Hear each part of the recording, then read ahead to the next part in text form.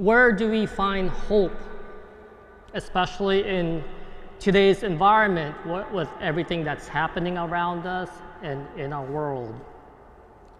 For retired Air Force Colonel Jason Denny, a COVID patient in Florida, it was found in the least expected place. He was in critical condition. The priest had come to administer the last rite. He said goodbye to his family through FaceTime.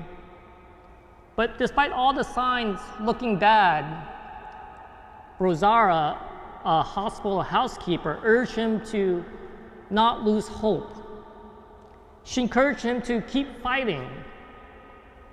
As the coronavirus pandemic forced hospital to impose strict restrictions on visitors and clergy, health experts have said that the work of people like Rosara has become more important. They don't just keep rooms clean from germs. Many also try to lighten the mood with their smiles, provide encouragement with their hope, offer an attentive ear when no one is around. And it's said that hospital custodians and housekeepers are sometimes called invisible workers. They work quietly and diligently, and while people often don't see them, they see us.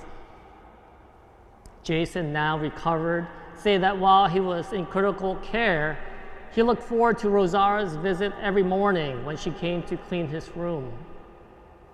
It was a good distraction from his illness, talking about the weather, talking about their kids, talking about their common faith in God. So besides giving major credit to the amazing doctors and nurses that took care of him, he can't forget Rosara, what he did for him and his spirit, giving him unexpected hope and encouragement as he fought for his life. In our first reading today from the book of Kings, we hear the story of Elijah in his desperation, encountering God. The Lord will be passing by, God tells him.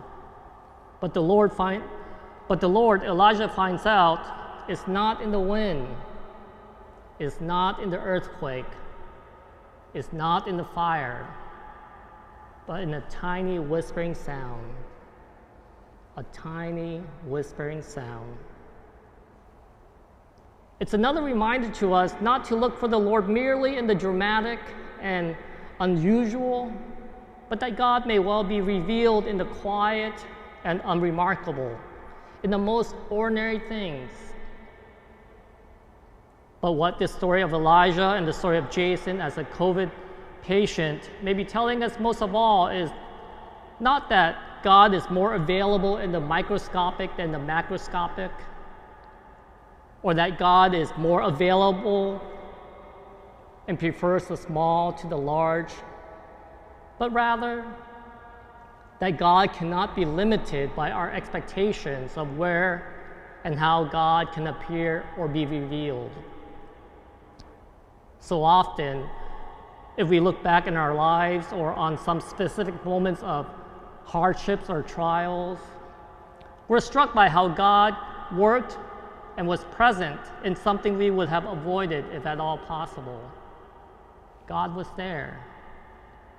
The presence of God, God's activity in our life is more evident the more we leave ourselves open to the possibility of God's presence where we might least expect it. So as we go about our days, try not to rush. Take time. Be attentive to the holy. Listen carefully. God is there with us, and God always comes to us with hope and consolation.